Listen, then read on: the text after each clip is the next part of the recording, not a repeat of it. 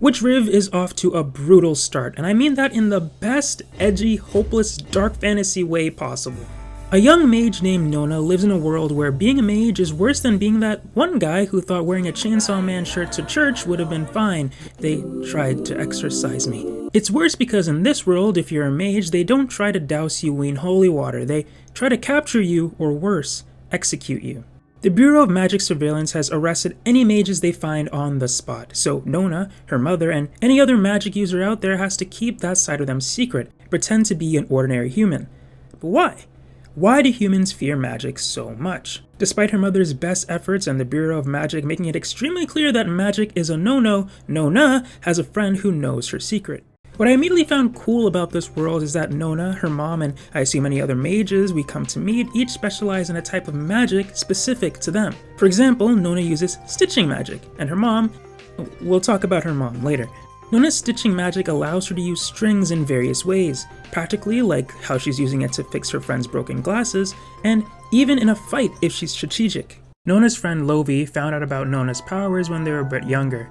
While retrieving Nona's favorite hat from being stuck in a tree, Lovi slips. Before Lovi's head makes like Humpty Dumpty after a great fall, Nona catches her with her stitching magic. Her friend is naturally shocked and confronts her about her powers, asking some pretty wild questions. Clearly humans are being fed a lot of anti-mage propaganda, but according to Nona, none of it is true. Lovi now believes that mages aren't scary at all. I mean, her friend has been a mage this whole time, and Nona saved her life after all. She promises not to turn her in, and 7 years later, Lovi still hasn't broken that promise. If only all humans were like her. As soon as Nona returns home from her friend, she is greeted by more nagging from her mom. Don't do magic, you'll die this. Don't trust humans, they'll kill ya, yada yada. Nona's main annoyance with her mom is that she believes that she's a hypocrite. You see, Nona's late father was a human. If mom could have a whole husband, why can't Nona have one friend? Of all people, she should understand her the most. Her mom does understand. She just doesn't want Nona to repeat her mistakes.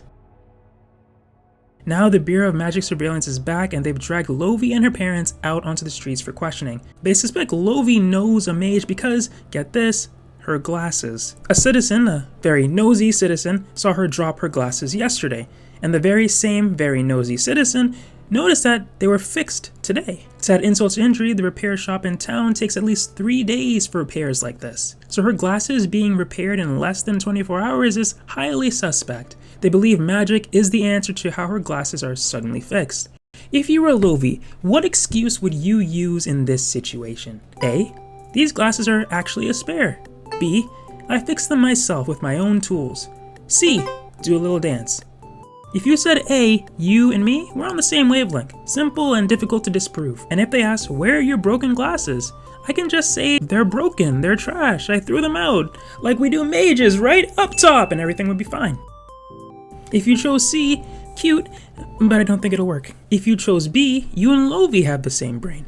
Not a horrible excuse, but after what bro just said about professionals taking more than 3 days, I think it'll raise even more suspicion. And it begs for follow-up questions like, show us your tools or show us how you fix them. Which is exactly what he asks. Plus, they investigated her family tree and found no traces of mages in her bloodline. Lovi's family have been humans since day one, which, in their eyes, means she's keeping the identity of a mage secret. Lovi tries to deflect as much as possible, but the Bureau does not mess around. And with them not only threatening to kill her, but also her parents,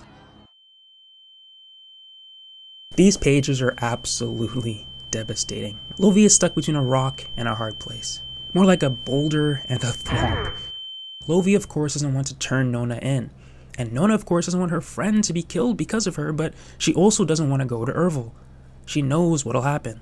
All she can do is watch silently in horror as her fate is decided by her best friend. She rats out Nona. She reveals that she is a mage. It's a difficult position to be in for sure, though. It's either her family or her friend, and she chose to save her family.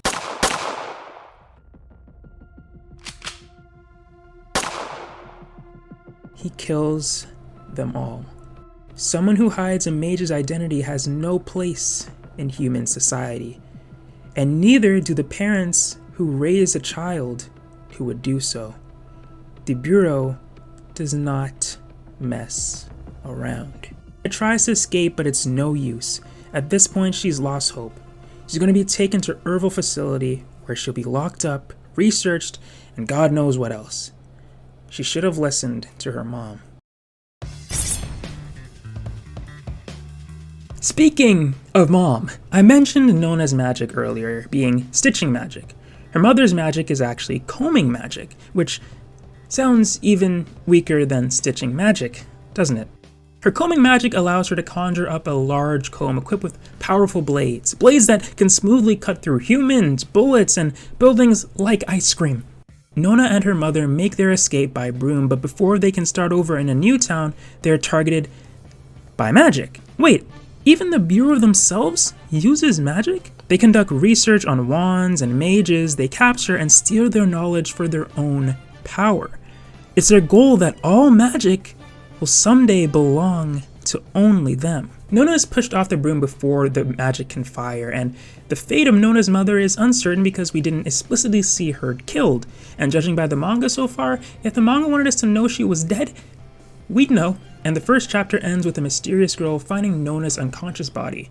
The first chapter of which Riv did a great job of setting up its world, with giving me just enough to want to keep on reading. Like, why are mages being hunted in the first place? Was there a major event that caused humans to hate them so much?